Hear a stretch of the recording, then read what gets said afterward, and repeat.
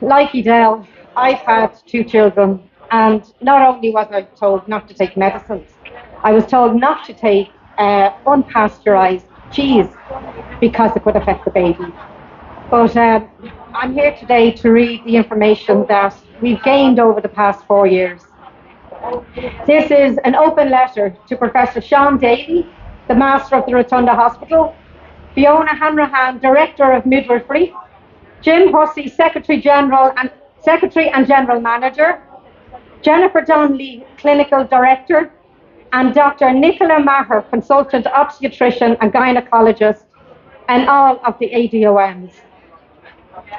In a video on the Bowman Hospital website, Dr. Nicola Maher, Consultant Obstetrician and Gynecologist, makes the following statements for pregnant women to see. Quote, the COVID vaccine is proven to reduce moderate to severe disease and death from COVID. This is particularly important for pregnant women who are most at risk for moderate to severe disease. Our response. The Canadian COVID Care Alliance of 500 independent Canadian doctors, scientists, and healthcare practitioners reviewed the Pfizer clinical trial documents and compiled a video and PDF document outlining how the clinical trial was conducted and the outcomes of that clinical trial. The PDF document has the links to all source documents. Some of these summary findings we include below.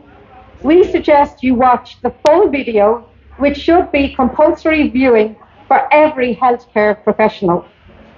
Yet, while there were less people diagnosed with COVID who were vaccinated in the clinical trial, you failed to mention there was an increase of illness which the vaccine was supposed to reduce. There are graphs in this letter which will be posted online for everyone to see. Some of these illnesses were very serious. One such example is Maddie DeGarry. Maddie DeGarry is a 12-year-old old trial participant who developed a serious reaction after her second dose and was hospitalized within 24 hours.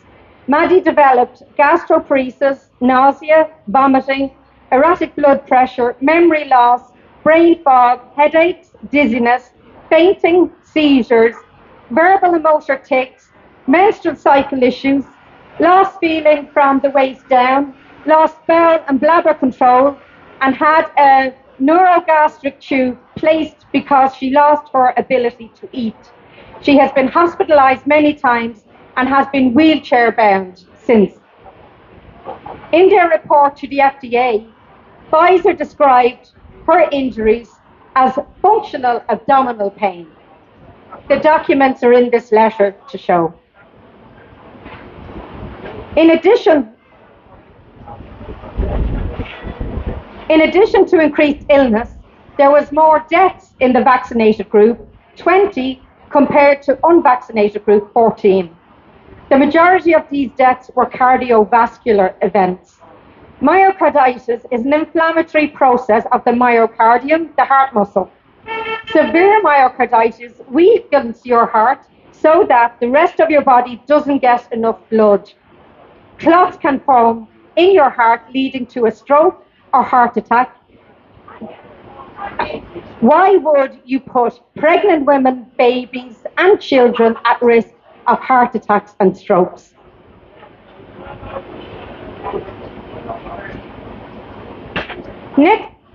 Next quote from the video. There is no evidence of the vaccine causing harm to babies. The vaccine itself does not cross the placenta where baby is. What crosses the placenta is the antibody that your body produces after receiving a vaccine.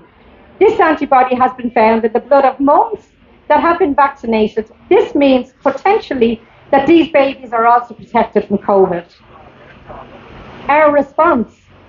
Pfizer document 5.3.6, released under court order, showed that in the first 3 months of vaccine rollout from December 2020 until the 28th of February 21, on page 7, there were 42,086 adverse reactions.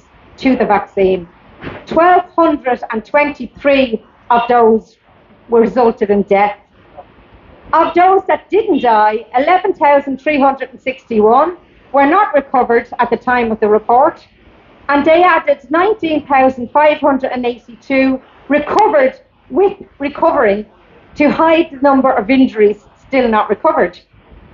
Adverse events of special interest, ASEIs, included anaphylactic reactions, cardiovascular, COVID-19 itself, dermatological, hematological, heptic liver, immune-mediated autoimmune, musculoskeletal, other pregnancies-related, amniotic cavity infection, cesarean section, congenital abnormality, death, neonatal, eclampsia, fetal distress syndrome, low birth weight, maternal exposure during pregnancy, placenta previa, I may not be pronouncing these right, I'm not a medical person, preeclampsia, premature labour, stillbirth, uterine rupture, and vasa previa, PREEVIA.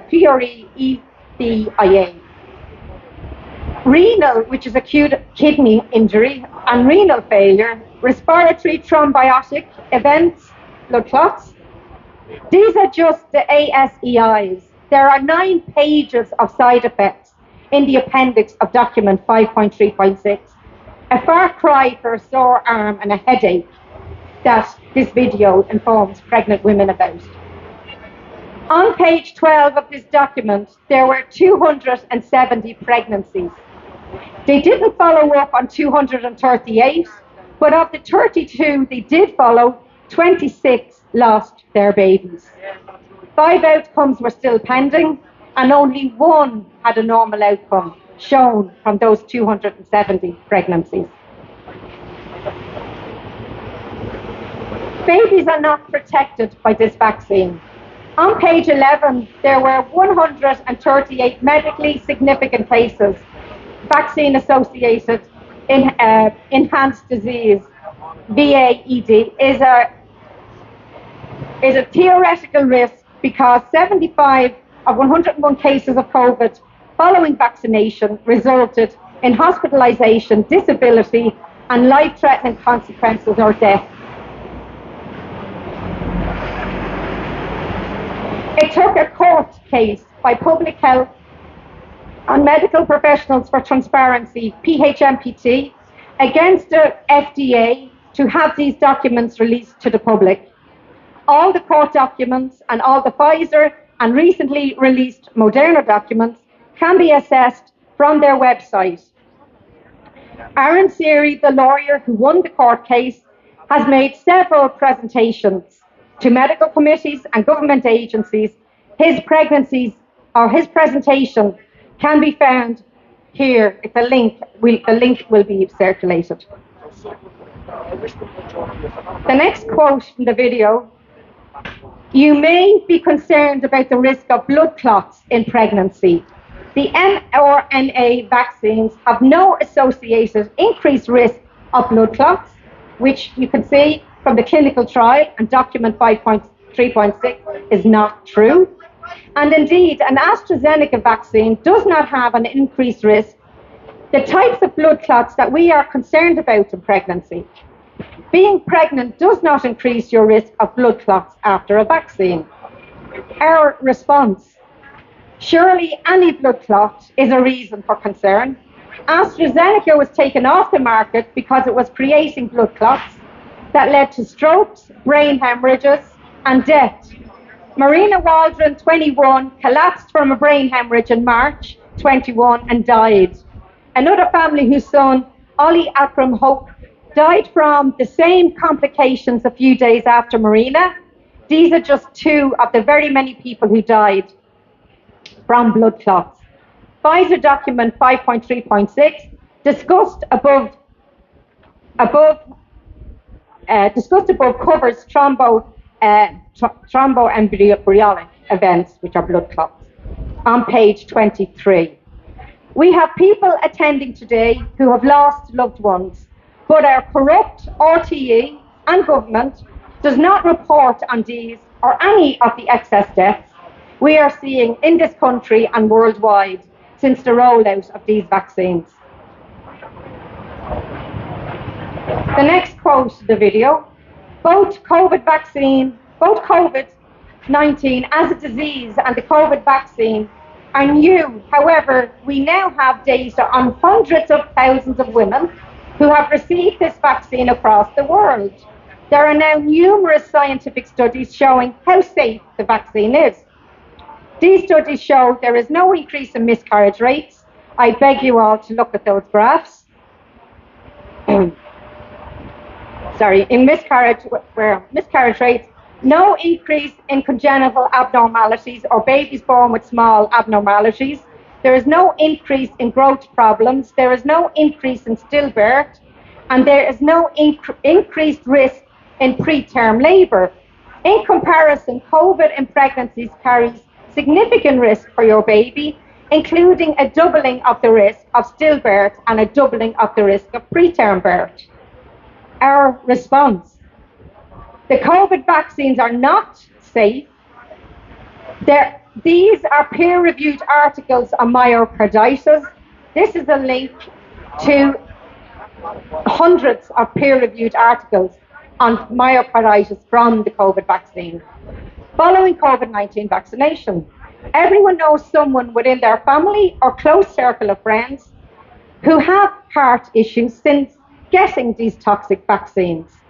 As stated above, in the first 3 months of vaccine rollout, of 270 pregnancies reported, they didn't follow up on 238. Of the 32 they did follow, 26 lost their babies. Things have not improved since then.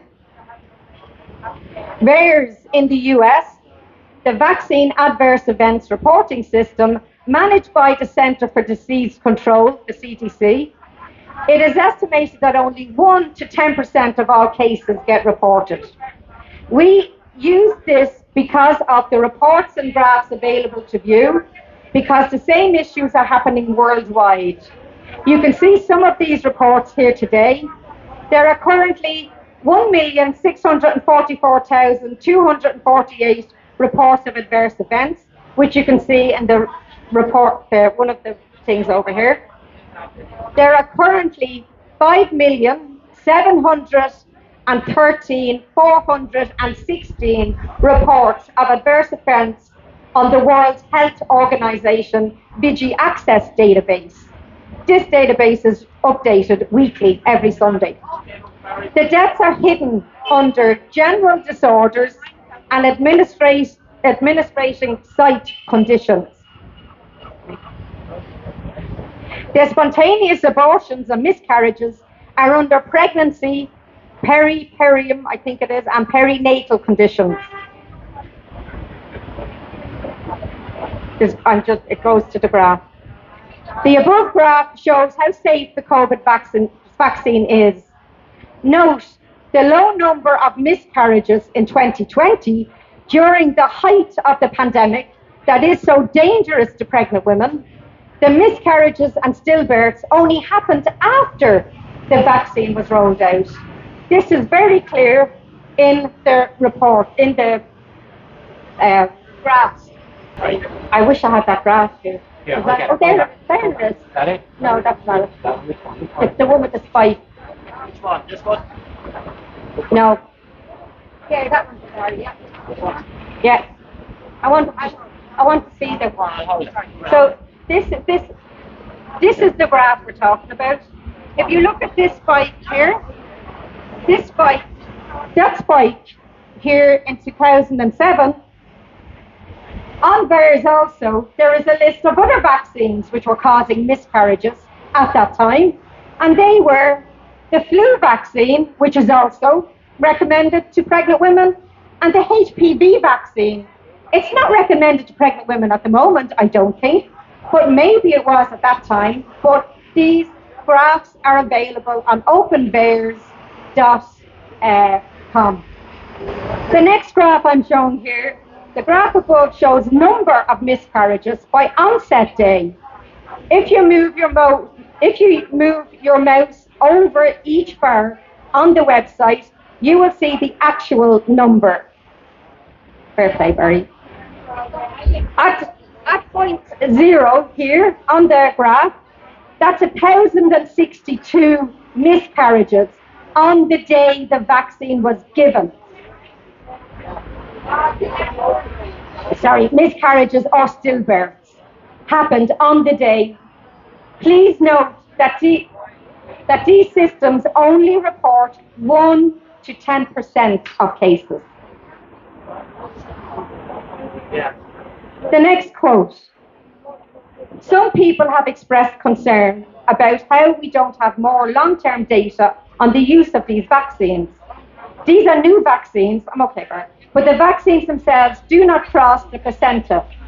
Only antibody formed in your body to protect you and your baby crosses the placenta. And there is no scientific or plausible reason why this would cause any harm to your infant. Our response. In this interview with investigative journalist and former Clinton advisor Dr. Naomi Wolf, who organised several teams of professionals to go through the court-released Pfizer documents, she discusses alarming new data from the latest Pfizer COVID-19 vaccine document dump and the potential harm they hid from pregnant women. The mRNA technology was developed to cross the blood-brain barrier for cancer patients and therefore can cross every barrier if it can do this. This rat study released with the Pfizer documents a tissue distribution of lipid nanoparticle formulation containing ALC-0315 and ALC-0159 following intramuscular administration in Wisterhand rats shows the lipid concentration in adrenal glands, bladder, bone marrow, brain, eye, heart, injection site, kidneys, large intestine, liver, lung, lymph node, muscles, ovaries, pancreas, pituitary gland, and prostate, the salivary glands, and the skin. The accumulation in the ovaries is very worrying. The next quote. Initially in January, when the vaccine was introduced, many women chose to wait until after their baby was born to get the vaccine. Now we have much more information to supporting the safety of these vaccines than we did in January. But more concerning, we are also seeing a change in the pattern of how COVID is behaving in pregnancy. And we are seeing a particularly high incidence of severe disease in the third trimester. Therefore, the best way to protect you and your baby is to get the vaccine as soon as possible in pregnancy. You saw from the graph that Barry held up, when the pandemic was going on, there were very few miscarriages and stillbirths. The next quote. The vaccine is very safe to receive when breastfeeding your baby. There are also studies now that show that the antibody produced by your body cross into breast milk and that your baby will also benefit from these antibodies during breastfeeding. Our response. The spike protein passes into breast milk and is very dangerous for your baby. This is a report from Wales. Patient received second dose of Pfizer vaccine on March 17, 2021 while at work. March 18, 2021, her 5-month-old breastfed infant developed a rash and within 24 hours was inconsolable, refusing to eat, and developed a fever. Patient brought baby to local ER where assessments were performed. Blood analysis revealed elevated liver enzymes. The infant was hospitalized but continued to decline and passed away. Diagnosis of TTP. No known allergies, no new exposures apart from the mother's vaccination the previous day. In addition to the dangers, there are discussions across the world in the scientific community about the presence of DNA, contaminated DNA in these vaccines. There is a link to a video here with Dr. Jim Meehan interviewing scientist researcher Kevin McKernan about his groundbreaking discovery of plasma-derived dsDNA contamination in COVID mRNA vaccines, and lays out the proven dangers of injecting foreign DNA into the body. The World Council for Health held an expert hearing about the DNA contamination and other issues with the COVID vaccine.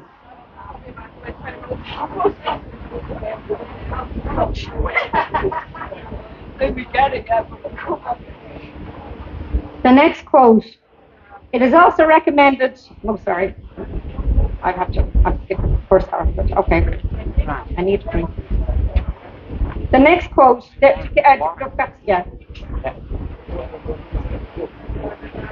you may experience some side effects from your vaccine.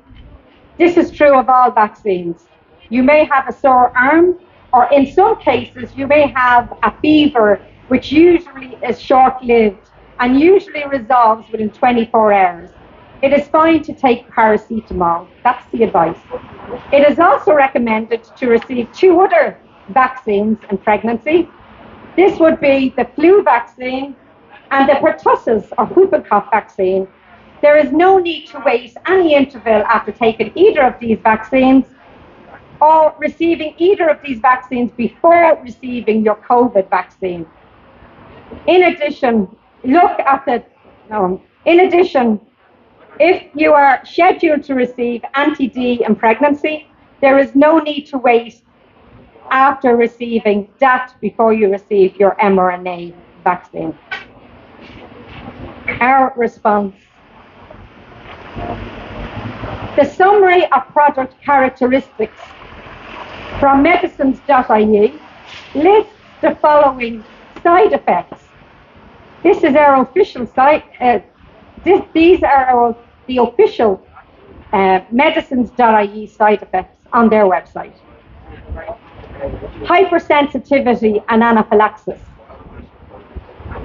Events of anaphylaxis have been reported.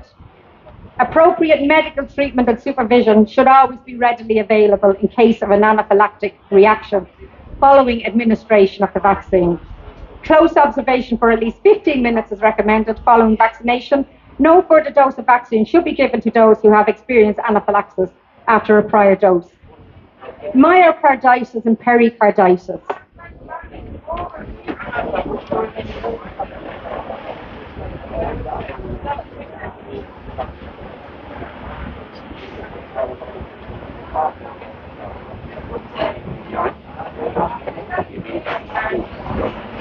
Myocarditis and pericarditis.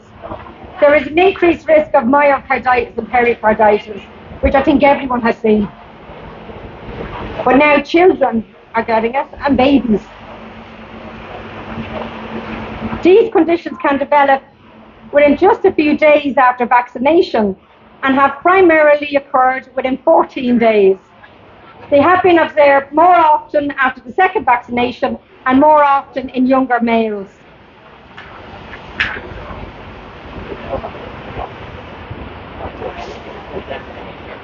I've already discussed how bad myocarditis can be.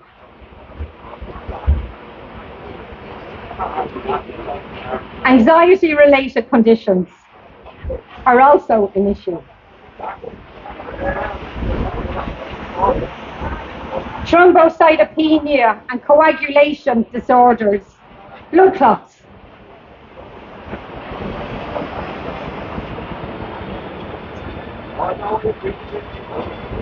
Duration of protection. The duration of protection afforded by the vaccine is unknown, and it is still being determined by ongoing clinical trials. So basically, everybody has been involved in a clinical trial when the powers that be have told everybody, and most unfortunately including pregnant women, babies from 6 months of age, that these vaccines are safe and effective.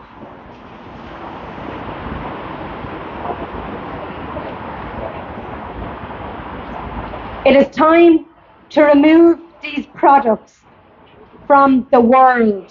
Yes. And the people responsible for pushing them on innocent men, women, children and babies should be put where they belong, in a cell. The